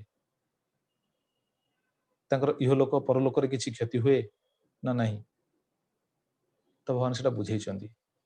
ଭଗବାନ 40 ଶ୍ଲୋକରୁ 45 ଶ୍ଲୋକ ପର୍ଯ୍ୟନ୍ତ ଭଗବାନ ବୁଝେଇଲେ ତାଙ୍କର କିଛି କ୍ଷତି ହୁଏ ନା। ଅର୍ଥ ନୈବେହ ନାମୂତ୍ର ବିନାଶସ୍ତସ୍ୟ ବିଦ୍ୟତେ ନ ହି କଲ୍ୟାଣ କୃତ୍ କଶ୍ଚିତ୍ ଦୁର୍ଗତି ନ ତାତ ଗଚ୍ଛତି। ଏ ପାର୍ଥ ତାଙ୍କର ଇହଲୋକ ପରଲୋକରେ କିଛି କ୍ଷତି ହୁଏ ନା। କାହିଁକି? ସେ ଯୋଗୀମାନେ ଯୋଗର ଫଳ ଭଗବାନଙ୍କୁ ପାଇବା ମତେ ପାଇବା ଏଟା ସମ୍ଭବପର ହେଇନପାରେ, କିନ୍ତୁ ସେମାନେ କ'ଣ ପାଆନ୍ତି? ସେମାନେ ବହୁତ ଉନ୍ନତ କୂଳରେ ଜନ୍ମ ହୁଅନ୍ତି। ଦେଖୁନାହାନ୍ତି 41 ଶ୍ଲୋକରୁ ପୁରା 45 ଶ୍ଲୋକ ପର୍ଯ୍ୟନ୍ତ ସେ ବିଷୟ ବୁଝେଇଛନ୍ତି। ପ୍ରାପ୍ୟ ପୁଣ୍ୟକୃତାଂ ଲୋକାନ୍ ଉଷିତ୍ୱ ଶାଶ୍ୱତୀ ସମା ସୂଚିନା ଶ୍ରୀମତାଙ୍ଗେ ହେ ଯୋଗ ଭ୍ରଷ୍ଟ ଅଭିଜାୟତେ। ଅନେକ ବର୍ଷ ସେମାନେ ପୁଣ୍ୟକର୍ମ ମାନଙ୍କ ଲୋକରେ ବାସ କରନ୍ତି, ସେଠି ନାନା ଉପଭୋଗ କରନ୍ତି ଏବଂ ତାପରେ ପୁଣି ଏଠିକି ଆସନ୍ତି ପୁଣ୍ୟକର୍ମା ଯେଉଁମାନେ ସେମାନଙ୍କ ପରିବାର ଭିତରେ ଜନ୍ମ ନିଅନ୍ତି, ସୀମନ୍ତ ମାନଙ୍କ ପରିବାର ଭିତରେ ଜନ୍ମ ନିଅନ୍ତି, ଅଥବା କ'ଣ ହେଇଥାନ୍ତି ଅଥବା ଯୋଗିନାମେବ କୁଳେ ଭବତି ଧୀମତାମ୍ ଏତଦ୍ଧି ଦୁର୍ଲଭତରଂ ଲୋକେ ଜନ୍ମ ଯଦି ଦୃଶ୍ୟମ୍। କିମ୍ବା ଖୁବ୍ ଜ୍ଞାନୀ ଯୋଗୀ ମାନଙ୍କ ଗୃହରେ ସେମାନେ ଜନ୍ମ ନିଅନ୍ତି। ଆଉ ଭଗବାନ କହୁଛନ୍ତି ଏତଦ୍ଧି ଦୁର୍ଲଭତରଂ ଲୋକେ ଜନ୍ମ ଯଦି ଦୃଶ୍ୟମ୍। ହେ ଅର୍ଜୁନ, ବାସ୍ତବିକ ଏ ପ୍ରକାର ଜନ୍ମ ମଧ୍ୟ ପୃଥ୍ୱୀର ବଡ଼ ଦୁର୍ଲଭ। ତେଣୁ ଏଠୁ କ'ଣ ଆମେ ଶିକ୍ଷା ପାଇଲେ? ଏଠୁ ଶିକ୍ଷା ପାଇଲେ ଯେଉଁମାନେ ପ୍ରକୃତରେ ଯୋଗ ସାଧନ କରନ୍ତି, ଯୋଗ ସାଧନ କଲେ ସେମାନଙ୍କର କୌଣସି କ୍ଷତି ହୁଏ ନା। ସେମାନେ ପରିପୂର୍ଣ୍ଣତା ପ୍ରାପ୍ତ ହେଇପାରନ୍ତି ବା ନ ହେଇପାରନ୍ତି, କିନ୍ତୁ ପରବର୍ତ୍ତୀ ଅବସ୍ଥାରେ ସେମାନେ ପୁଣି ଗୋଟେ ଉନ୍ନତ ପରିବାରରେ ଜନ୍ମ ହୁଅନ୍ତି। ଏବଂ ସେଇଠି ଆପଣ ଦେଖିବେ ସେ ଶ୍ଲୋକ ତାପରେ ରହିଛି, ସେଠି ତାଙ୍କର ପୂର୍ବ ସ୍ମରଣଟା ରହିଥାଏ, ପୂର୍ବ ସ୍ମୃତିଟା ଆସେ, ସେମାନେ ପୁଣି ସେ ସାଧନରେ ଲାଗନ୍ତି, ପୁଣି ସେଟା ପ୍ରାପ୍ତ ହେବା ପାଇଁ ଚେଷ୍ଟା କରନ୍ତି। ଠିକ୍ ଏଇଟା ପ୍ରଯୁଜ୍ୟ କୃଷ୍ଣ ଭକ୍ତମାନଙ୍କ ପାଇଁ ବି। ଭକ୍ତମାନେ ଯେଉଁଠି ଭକ୍ତି ଛାଡ଼ି ଦେଇଥିଲେ ସେମାନେ ପୁଣି ତାଙ୍କୁ ଏଭଳି ଗୋଟେ ଜାଗାରେ ପ୍ରଭୁପାଦ ଏସବୁ ପର୍ପରେ ରଚନା କରିଛନ୍ତି। ଭକ୍ତି ଯୋଗୀ ମାନଙ୍କର ମଧ୍ୟ କିଛି କ୍ଷତି ଅଛି କି? ଭକ୍ତମାନଙ୍କର କିଛି କ୍ଷତି ଅଛି କି? ନା, ଏଇ ଜନ୍ମରେ ଜଣେ ଭକ୍ତି ଯାଜନ କରୁଛି, ପରିପୂର୍ଣ୍ଣତା ପ୍ରାପ୍ତ ନହେଲେ ମଧ୍ୟ କୌଣସି କ୍ଷତି ନାହିଁ। କାରଣ ପରବର୍ତ୍ତୀ ଜନ୍ମରେ ସିଏ ଆଉ ଗୋଟେ ଏମିତି ସ୍ଥାନରେ ଜନ୍ମ ହବ ଯୋଉଠି ଭକ୍ତି କରିବା ପାଇଁ ତାକୁ ପ୍ଲାଟଫର୍ମ ଥିବ, ସେ ପ୍ଲାଟଫର୍ମ ସେ ଜନ୍ମ ହବ, ସେ ଭକ୍ତି କରିବ। ଯେମିତି ଆପଣ ଦେଖୁନାହାନ୍ତି ଗୋଟେ ସାଧାରଣ କଥା ବିଚାର କରିବେ, ମୁଁ ଏଇଟା କୁହେବି ସମସ୍ତଙ୍କୁ, ଆପଣ ବୁଝି ବି ପାରିବେ। ଆପଣମାନେ ଯେଉଁମାନେ ଭକ୍ତ ହେଇଛନ୍ତି, ଭକ୍ତ ହେଲେ କେବେଠୁ? କିଏ 20 ବର୍ଷ ପରେ, କିଏ 30 ବର୍ଷ ପରେ, କିଏ 40 ବର୍ଷ ପରେ ଭକ୍ତ ହେଇଛନ୍ତି। ଆପଣ ଭକ୍ତ ହେଇଗଲେ, କିନ୍ତୁ ଆପଣଙ୍କ ଘରେ ଯେଉଁ ନୂତନ ଆଗନ୍ତୁକ ଆସିଲେ, ଆପଣଙ୍କ ସନ୍ତାନ ମାନେ, ଆପଣ ଭକ୍ତ ହେଲା ପରେ ଯେଉଁ ସନ୍ତାନ ମାନେ ଆସିଲେ, ସେମାନେ କେବେଠୁ ଭକ୍ତ ହେଲେ? ସେମାନେ ତ ଜନ୍ମରୁ ଭକ୍ତ, ହଁ କି ନା? ସେମାନେ ତ ଜନ୍ମରୁ ଭକ୍ତ ହେଇଛନ୍ତି ନା। ଆପଣ 40 ବର୍ଷ ପରେ ଭକ୍ତ ହେଲେ, ସେମାନେ କେମିତି ଜନ୍ମରୁ ଭକ୍ତ ହେଲେ? ଆପଣଙ୍କଠୁ ଭକ୍ତ ସନ୍ତାନ କେମିତି ଆସିଲେ? କାରଣ ସେମାନେ ସାଧାରଣ ନୁହନ୍ତି, ସେମାନେ ପୂର୍ବର ସବୁ ଭକ୍ତ, ପୂର୍ବରୁ ସବୁ ସେମାନେ ଭକ୍ତି ସାଧନ କରୁଥିଲେ, ସେମାନେ ସବୁ ଭକ୍ତି ଯୋଗୀ କୁହାଯିବ। ସେମାନେ ପରିପୂର୍ଣ୍ଣତା ପ୍ରାପ୍ତ ହେଇନାହାନ୍ତି, ତେଣୁ ସେମାନଙ୍କୁ ଭକ୍ତ ପରିବାର ଭିତରେ ଜନ୍ମ ନେବା ପାଇଁ ପଡିଛି, ଯୋଉଠି ତାଙ୍କ ପାଇଁ ଭକ୍ତି କରିବାଟା ସହଜ। ଏଇଟା ବୁଝିବା ପାଇଁ ମୁଁ ଏକ୍ସାମ୍ପଲଟା ଦେଲି। ଠିକ୍ ସେଭଳି ଯୋଗୀମାନଙ୍କ ସ୍ଥିତି ବି ଠିକ୍ ସେୟା। ତେଣୁ ଭକ୍ତମାନଙ୍କ ପାଇଁ ଏଇଟା ହେଉଛି ଆମର ଶିକ୍ଷଣୀୟ ବିଷୟ। ଏବଂ ସେଠି ପୁଣି ତାଙ୍କର ଚେତନା ଜାଗ୍ରତ ହୁଏ, ପୁଣି ସିଦ୍ଧି ପ୍ରାପ୍ତି ପାଇଁ ସେମାନେ ପ୍ରଯତ୍ନଶୀଳ ହେଇଥାନ୍ତି। ଏବଂ ଏଇଭଳି ଅନେକ ଜନ୍ମର ଯୋଗାଭ୍ୟାସ ଫଳରେ ସେ ପରମଗତି ଲାଭ କରନ୍ତି। ଯୋଗାଭ୍ୟାସଟା ସେଇଭଳି କରିବାକୁ ପଡିବ, ଯାହା ଆମେ ଶୁଣିଲେ ମନକୁ ସଂଯତ କରିବେ, ସେ ପ୍ରତିଷ୍ଠାପ୍ୟ, ଯାହା ଆମେ ଶୁଣିଥିଲେ ସବୁ ସିଦ୍ଧାନ୍ତ, ସେଇଭଳି ସାଧନ କରି ଯାଇକି ଯୋଗ ସ୍ତରରେ ଅନ୍ତିମ ଲକ୍ଷ୍ୟ ସ୍ଥଳରେ ପହଞ୍ଚିବେ। ତେବେ ଏଇସବୁ ସିଦ୍ଧାନ୍ତ କହିସାରିଲା ପରେ ଶେଷ ଶ୍ଲୋକ 2ଟି, ସର୍ବଶ୍ରେଷ୍ଠ ଯୋଗୀ କିଏ? ତେଣୁ ଭଗବାନ ବୁଝେଇଲେ, ହେ ଅର୍ଜୁନ, ସର୍ବଶ୍ରେଷ୍ଠ ଯୋଗୀ କିଏ? ଆପଣ ଦେଖୁନାହାନ୍ତି 46 ଶ୍ଲୋକ କ'ଣ, 40 ଶ୍ଲୋକ କ'ଣ ରହିଛି? ତପସ୍ୱୀଭ୍ୟୋଦ୍ୟୋଗ ଯୋଗୀ ଜ୍ଞାନେଭ୍ୟୋପି ମତୋଧିକ କର୍ମେଭ୍ୟଶ୍ଚାଧିକ ଯୋଗୀ ତସ୍ମାତ୍ ଯୋଗୀ ଭବାର୍ଜୁନ। ହେ ଅର୍ଜୁନ, ତେଣୁ ତମେ ଯୋଗୀ ହୁଅ, ଅର୍ଥାତ୍ ତପସ୍ୱୀ ଠୁ ଜ୍ଞାନୀ ହେଉଛି ଶ୍ରେଷ୍ଠ। ତପସ୍ୱୀ, ଜ୍ଞାନୀ, କର୍ମୀ ଏ ସମସ୍ତେ ହଉଛନ୍ତି କ'ଣ ଜଣ ଜଣ ପରେ ଶ୍ରେଷ୍ଠ ନା? ଭୁଲ କରି ତାର ଅର୍ଥଟା କ'ଣ ଲେଖା ହେଇଛି ଦେଖିଲେ? ତପସ୍ୱୀ ଠାରୁ ଯୋଗୀ ଶ୍ରେଷ୍ଠ, ଜ୍ଞାନୀ ଠାରୁ ମଧ୍ୟ ଯୋଗୀ ଶ୍ରେଷ୍ଠ, ହଁ ତାର ଅର୍ଥ ଏହା, କର୍ମୀ ଠାରୁ ମଧ୍ୟ ଯୋଗୀ ଶ୍ରେଷ୍ଠ। ତେଣୁ ହେ ଅର୍ଜୁନ, ତୁମେ ଯୋଗୀ ହୁଅ। ଏହା ତ? ହଁ ହଁ ହଁ, ଠିକ, ବେଶ। ତେଣୁ ସମସ୍ତଙ୍କଠୁ ଯୋଗୀ ହେଉଛି ଶ୍ରେଷ୍ଠ, କିନ୍ତୁ ଭକ୍ତଠୁ ଯୋଗୀ ଶ୍ରେଷ୍ଠ କହିନାହାନ୍ତି ଭଗବାନ। ଦେଖନ୍ତୁ ଆପଣ କେତେ ସୁନ୍ଦର କଥା କହିଲେ। ତପସ୍ୱୀଠୁ ସେ ଶ୍ରେଷ୍ଠ ହେଇପାରେ, ଜ୍ଞାନୀଠୁ ଶ୍ରେଷ୍ଠ ହେଇପାରେ, କର୍ମୀଠୁ ଶ୍ରେଷ୍ଠ ହେଇପାରେ, किंतु भक्त भी श्रेष्ठ ही न पारे। आ तपस्या कौन, ज्ञान कौन, कर्म कौन, ताको आचार्य मैंने सब कहते शब्द आप शुणने उचित। तपस्या माने जो माने विश्वनाथ चक्र ठाकुर टीका कहते कृच्छ चंद्रायणादि तपनिष्ठभ्योपि, जो माने अत्यंत कृच्छ साधन सब कर तपस्या सब करती ताठू योगी हूँ श्रेष्ठ। एवं ज्ञानीभ्योपि, ज्ञान जन खाली ज्ञान साधन करुच्ची, खाली ज्ञान आहरण करुच्ची, शास्त्र विज्ञान विद्योपि, शास्त्र विज्ञान बहुत जानी ताठू मत योगी श्रेष्ठ। शास्त्र विज्ञान कौन जान नी कि सार्वभौम भट्टाचार्य चेतन चेतन पढ़ले जानिए। शास्त्र ज्ञान कौन जान नी कि प्रकाशानंद सरस्वती बहुत शास्त्र ज्ञान जानते, किंतु से शास्त्र ज्ञान को महाप्रभु स्वीकार कलेनी। से भक्त है से ज्ञान कार्य लगिला, माने सेटा कौन कार्य माने सेटा शोभायमान हो गला ठीक से बड़ी। एवं कर्मीभ्यश्च अधिक योगी, कर्मी ठार मध्य, कर्मी शब्द रे जे निजर कर्मफल भोग करने पुण्य फल को भोग करने जो मैंने प्रयास करती सकाम कर्म जो मैंने प्रति से योगी श्रेष्ठ। तेणु हे अर्जुन योगी हूँ सबुठ श्रेष्ठ। एवं शेष श्लोकर कौन अध्याय शेष श्लोक सिद्धांत देले योगिनामपि सर्वेषां मद्गतेनान्तरात्मना श्रद्धावान भजते जो मां समे युक्त तमो मत। हे अर्जुन सी हूँ श्रेष्ठ योगी जी सबु समय मते अपन देखो से श्लोक अर्थ तामाने भगवान एठे प्रतिपादन करदेले भक्त हूँ श्रेष्ठ। योगिनामपि सर्वेषां मद्गतेनान्तरात्मना श्रद्धावान भजते जो मां, जे श्रद्धार सहित मते भजन करुछि सी हूँ श्रेष्ठ। अर्थात मोटामोटी भाव आम एक कथा ही कहवाई जाऊे आचार्य मान ये हूँ सिद्धांत। प्रभुपाद महाराज एक कथा ही कहते सिद्धांत हूँ प्रकृत में भगवान श्रीकृष्ण जो अष्टांग योग साधन विषय जहाँ सब आलोचना करछंती एटा को एक कौन कह अव्यवहारिक पंथा बोली आख्यायित करछंती। अर्थात एटा व्यवहार योग्य नुह, कारण एटा कहीं करि परिबेनी। मोटामोटी भाव एक कथा भगवान शिक्षा देले ना, एभली साधन करिया बहुत कष्ट, विशेष कर कलिजुग रे।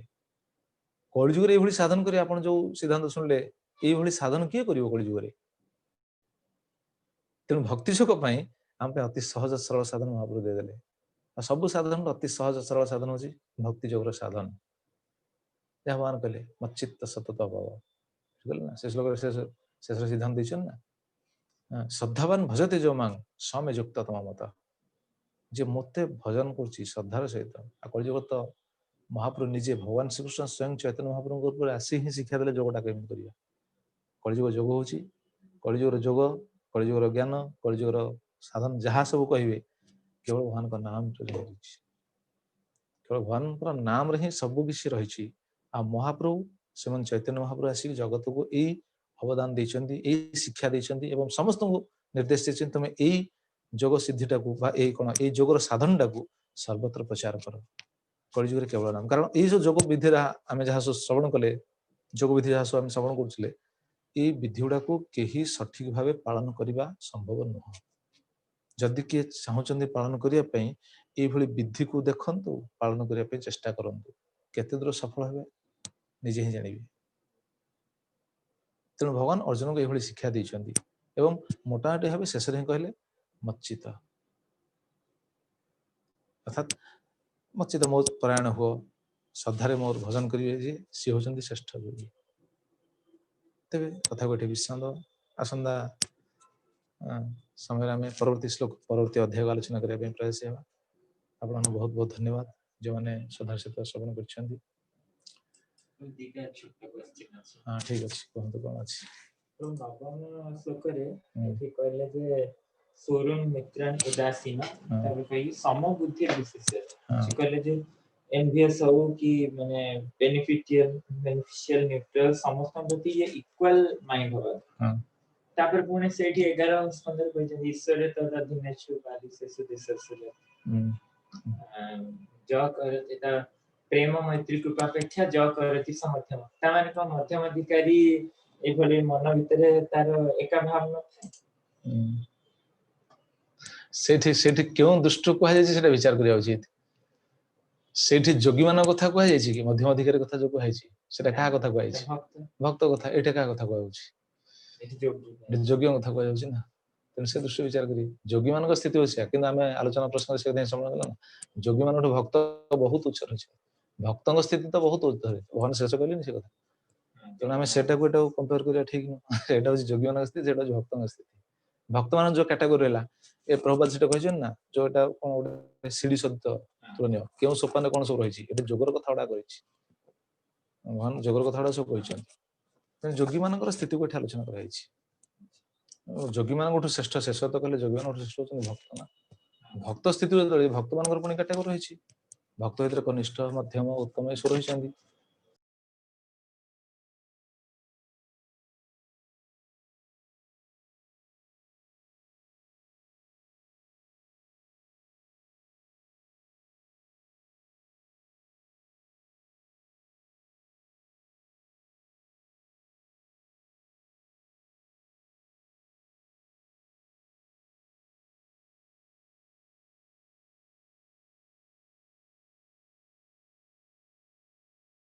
कर फल्ट किंतु भगवान नाम टाणिले कहीं कारण अलग साधन जहाँ सब सिद्धांत आम शुणिले अलग कौन साधन को आम सुष्ठु भाव आचरण कर नाम को जेकोसी उपाय कले फल मिल फल कौन नाम गौण फल मिल ना कम से कम मुख्य फल न मिल पारे मुख्य फल हूँ कृष्ण प्रेम न मिल पारे कि गौण फल तो बहुत मिल जाऊँ तेणु से श्रेष्ठ है कि जो जोग कथा आम शुणिले ये सब साधन गुड़ाक सठिक भाव कले जा फल पाइबी नशे पाइबे नशे गोटे जन्म मिल से उन्नत कूल जन्म हे से साधन करा पड़ो भक्त स्थिति बहुत ऊर्ध्व समस्त भक्त हूँ श्रेष्ठ कहला से आप देखुना जो भगवान का नाम महिमार आलोचना कर समस्त जानते नाम कौन से अहवत्सपचत करियान जुहाग्रे वर्तते नाम तुभ्यम तेपुष तपुष ते जुहुबु सस्नुर आर्या ब्रह्मा नौचर नाम गण दी जाते कहीं कहला सब सिद्धांत जे गोटे नाम करुच्ची भगवान का नाम जे गोटे करुच्ची से समस्त जोग साधन कर सारी समस्त तपस्या कर सारी कहीं कहला से नामटा कि श्रेष्ठ विचार करूँ से समस्त तीर्थ स्नान कर सारी समस्त वैदिक शास्त्र अध्ययन कर सारी समस्त यज्ञ अनुष्ठान कर सारी नाम तो खाली मुहूर्त नाम उच्चारण कला केमी सब करदेला फलटा हूँ से पुणी कहते किए विचार कर भगवान का माँ कहते तेणु भक्तिर सिद्धांत बहुत ऊर्धरे ना आम भक्ति सिद्धांत सहित कौन जिन तुलना कर भगवान एटा कहते क्यों दृष्टि विचार कर ठीक अच्छे प्रत्येक योगी तो जदि भगवत गीता पढ़िबो तो भक्त है समस्त भक्त कौन हवा संभव ना कौन हवा तो उचित किंतु समस्त तो जदि शुण गोटे कहवा कथा जमी आम प्रसंग क्रम जमी श्रवण कर भगवान श्रीकृष्ण होती सर्वोच्च स्थिति सी हूँ अद्वितीय सी हूँ परम पुरुष सी हूँ अल्टीमेट सी हूँ प्रभु जहाँ कहते सुप्रीम पर्सनालिटी ऑफ गॉडहेड समस्त भजन कहीं करना देवता भजन कहीं कर सब लोक स्तरटा सामान नुह ना समस्त चिंताधारा सामान नुह समस्त अधिकार सामान नुह से स्थिति अधिकार चेतना विचार नहीं कि सब विभिन्न आराधना करें भगवान समस्त व्यवस्था कर भगवान केमी समस्त मंगलाकांक्षी हे सुहृद सर्वभूतान कहीदेले ना पूर्व श्लोक पूर्व अध्याय समस्त मंगलाकांक्षी केमी हे तेणु जो जो साधन रही से साधन द्वारा सी अल्टीमेट स्थिति को न प्राप्त हो पारे किंतु किछि तो अग्रगति करिवो बिल्कुल न करिया अपेक्षा से किछि अग्रगति करिवो सेटा तो अल्टीमेट तो आनिवो ना दिन ना दिने हाँ डायरेक्ट साधन द्वारा से गोटे जन्म भगवान पाई पारे किंतु ए साधन द्वारा अनेक जन्म बीतिया पड़ो कहते हाँ से श्लोक रही अनेक जन्म पर बहु जन्म बीतला हाँ बहुनांग जन्मना मनते ज्ञानवान मां प्रपद्यन्ते कहीं कहले बहुनांग जन्मना मनते ज्ञानवान मां प्रपद्यन्ते किंतु से ज्ञानवान मते जो प्राप्त हो केमिति वासुदेव सर्वमिति एटा जानी वासुदेव सर्व एटा जानला पर से ज्ञानवान मते प्राप्त हो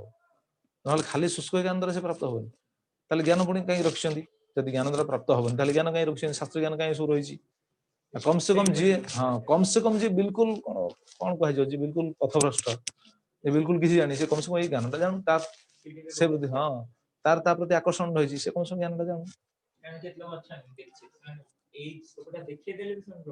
हाँ तेणु समस्त स्थिति सामान नहीं समस्त अधिकार सामान नहीं से भगवान समस्त व्यवस्था रखिछन ठीक अछि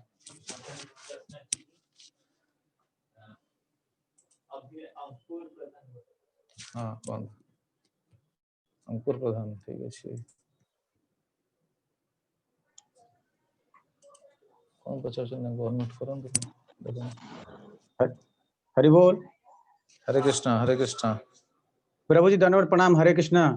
दंडवत प्रणाम। प्रभु जी मैं अंकुर प्रधान दिगपंडी हाँ ओडिशा से। मो जानि परली हाँ जानि परली कोंदु। प्रभु जी मोर प्रश्न अछि। हाँ आज आपण कथारे कहले लूडो कथारे हाँ लूडो हाँ जो सेतिरे साप सीढ़ी हाँ आपण जो कहले मु जानिया चाहूची प्रभु जो आम जीवन रे लूडो अछि सीढ़ी किए साप किए और तार गोटी जो आम चलाउछु छक्का चारि जो होची आगे कोन आम जीवन रे ना सब ना सेटा हमर आलोच्य विषय नथिला सेटा तो कोनोसी सिद्धांत नाही शास्त्रीय सिद्धांत नाही सेटा केवल मानसिक कल्पना मानसिक कल्पना द्वारा से किए काहाकू कोन नाम रे कोन आख्यायित करि पारंदी सेटा हमर आलोच्य प्रसंग नथिला हमर आलोच्य प्रसंग थिला सीढ़ी जो माने जानि नाहंती बा सीढ़ी जो माने देखि नाहंती से माने से माध्यमरु हेतु के देखिथिए बोली मु सेटा सूचना देथिली किंतु लड्डू को कहा जीवन कहा सहित तुलना करा जायछि शास्त्र सेମିତି किसी सिद्धांत नाही केही केही मानसिक कल्पना द्वारा ताको कहा सहित तुलना करि पारंती जी प्रभु ठीक अछि मो आपनकर जो कहले प्रभु मो से मोर विचार आसिला कि आम जीवन भी एमती सीढ़ी चढ़ी चढ़ी जाउथबा मझिरे गोटे साप खाय दो तळु पळे आसीबा माने माने विषय भाबुतिली हाँ साधन दृष्टि जदि विचार करा जिवो ठीक अछि ए भी रहिछि भक्ति जोग साधन रे एटा ग्रहणीय होई पारे आमे भक्ति जोग रे जत्ते अग्रगति करी करी गले भी साप मोहरे पड़ी जिवा साप मोहरे पड़ियार अर्थ कोन जानछन्ती जेतबे हमर अपराध हो जाए अपराध हो गले वैष्णव अपराध हो जाए बा सेवा अपराध हो जाए नाम अपराध हो जाए एसो अपराध हो गले हम कोन हेते सेठी पतन हो जाय थाए तो से दृष्टि साधन दृष्टि जदि विचार करा जिवो ताले एटा ठीक जीवन चर्चा दृष्टि कौन हो पारे मत स्मरण आसुनी किंतु कम से कम साधन दृष्टि एटा साधक मानक पई ई होछि शिक्षा आमे साधन करी करी बहुत प्रयास करी करी उठी जाउछे केतल केंदी ग्रेस मार्क पाइला भले आमे सीढ़ी माध्यम उठी पड़ी जाउछे किंतु यदि अपराध हो गला अपराध हेले हमर सेटा पतन सुनिश्चित साप मोहर पड़िबा चेष्टा करी करी जे पूरा 98 पर्यंत जाइथिबे किंतु देखियो 99 रे गोटे थिबो साप देखछन ना खेलछन तो से लूडो खेल 98 पर्यंत आपण जाइथिबे किंतु 99 रे गोटे साप थिबो सेठी ठीक जगी बसथिबो जदि सेठी टिके स्लिप हला पूरा आसियो तळकू भक्तिटा ठीक जाय तेणु से दृष्टि आपण जी ग्रहण प्रभु करनो अछि ठीक अछि बहुत बहुत धन्यवाद जय श्री कृष्ण धन्यवाद प्रणाम। हरे कृष्ण हाँ श्याम प्रधान तांको भाई अच्छा ठीक है कौन तो हरे कृष्ण प्रभु दंडवत प्रणाम। हरे कृष्ण दंडवत प्रणाम प्रभु उत्तर प्रदेश रो कहूची हाँ बुझी पारली अच्छा उत्तर प्रदेश हरे मु सेटा कृष्ण मध्य प्रदेश कहउतली सब संग हाँ हरि प्रभु बोल मोर क्वेश्चन अछि हाँ अगर किए नुआ भक्ति आसचंती हाँ तो कोन तांके हम घर को आसले को प्रकार रे हमको सेवा करिया कथा और शुद्ध भक्त जे पूरी तरह वैष्णव अछंती तांको को हम को प्रकार रे सेवा करिया कथा भक्त दृष्टि सेवा करिए क्यों प्रकार आपण घर को एतर अतिथि आसंती अतिथिंगर सेवा जेमिति करा जाय भक्तंग सेवा से भली करिए किंतु ठीक उन्नत मानत उन्नत कोन कहै उन्नत मान रे तांको सेवा करिया आवश्यक शुद्ध भक्त को जदि घर को आनिचंती शुद्ध भक्त को भगवान को तुल्य सेवा करिवे भगवान को आपण जो महत्व भावना सेवा करछंती शुद्ध भक्त को से भली महत्व भावना सेवा करिवे कारण भाव शुद्ध भक्त होचंती भगवान कर प्रतिनिधि से दृष्टि में तांकर सेवा करिया उचित ठीक अछि ना आ कुछ बुझियार अछि प्रभु कहउतली जिमती भक्त आसचंती हम को प्रकार जानिबा ताके वैष्णव कि वैष्णव हेबा प्रयास करचंती तो हम को प्रकार तांगे हम जानिबा कि ताके शुद्ध वैष्णव होइबा जाउचंती अच्छा ठीक अछि बहुत बढ़िया प्रश्न किंतु कथा होछि आमे समस्त को जानिया पे चेष्टा करिया उचित न काहार क्यों स्थिति आमे सेटा मापिया जानिया पे चेष्टा करिया उचित न कारण हम पाखरे सेमिति किछि मापकाठी नाही आमे मापकाठी द्वारा तांको जानिया पे चेष्टा करिया सेटा उचित भी नुह कारण आमे जदि जन को मापी दोछे आमे जदि जन को जानि दोछे ताले आमे तांको श्रेष्ठ हो गेले ना तेणु आमे जदि अन्य को जानिया पे चेष्टा करछे ताले आमे तांको पाखरे कोन दैन्यता स्वीकार करि परियानी प्रकाश करि परियानी तेणु आमे तांको श्रेष्ठ हो गेले जेंति आपण आपणकर पुओ को जानिचंती आपणकर पुओर कार्यकलाप को जानिचंती पुओर एक्टिविटी सब जहां जानिचंती पुओर चिंताधारा जानिचंती केमिति जेहेतु आपण तांको श्रेष्ठ तेणु पुओ विशेष को जानि पारले किंतु पुआ आपण विषय संपूर्ण जानि परियोनी से जानिया को चेष्टा करलो जानि परियोनी केतोल जानिवो से तो से योग्य संपन्न हबो सेतोल से बापा विषय जानि परियो ठीक से आमे कहा विषय जानिया पे चेष्टा करिवा एटा ठीक न जदि जानिया पे चेष्टा करछन त निज विषय जानिया पे चेष्टा करन आमे केते दूर ठीक अच्छे शास्त्र सिद्धांत दृष्टि आमे आम स्थिति को केते दूर सजाड़ी परिछे सेटा जानतु जानले हमर कल्याण अछि आमे अन्य को जानिबा द्वारा आमे सेवा करिया सेमि देखिया उचित न तेणु कम से कम आपण जेहेतु ए दृष्टिकोण प्रश्न पचारछन घर को जने आसुन आमे ताऊ केउ दृष्टि देखिबु केमि सेवा करिवु तेणु आपण अतिथि दृष्टि देखंतु सेवा करंतु आ जदि भक्त दृष्टि देखिए ताले से केउ कैटेगरी रो भक्त से केउ स्थिति रे अछंती ता विषय हम अनुसंधान करिया कोन से आवश्यक नै अतिथि दृष्टि सेवा करंतु भक्त दृष्टि सेवा करंतु बस तांकर ग्रेड कोन आमे ता विषय अनुसंधान करिया आवश्यक नै ठीक अछि हाँ प्रभु हरे कृष्ण प्रभु हरे कृष्ण बहुत बहुत धन्यवाद हरे कृष्ण बहुत बहुत धन्यवाद यदि हमरो आधघंटा लेट होला प्रभु जी खास करी तांकर इच्छा थिला हमको संगर वाला आ समस्त मतलब उत्साहित थिले तेन प्रभु कहले हम आज सब भक्त बंधु आए प्रार्थना करी जय श्री कृष्ण चैतन्य प्रभु नित्यानंद सिद्धित गदाधर शिवासादि गौर भक्त वृंद हरे कृष्ण समस्त को बहुत बहुत धन्यवाद कथा विश्राम दोछि वंशाकल्पतरुभ्यश्च कृपा सिन्धुभ्यः च पतितानां पावनेभ्यो वैष्णवेभ्यो नमो नमः जय अनंत कोटि वैष्णव वृंद की संवेद गौर भक्त वृंद की दाई गौर प्रेमानंदे हरि हरि बोल जय श्री प्रभुपाद जय श्री गुरुदेव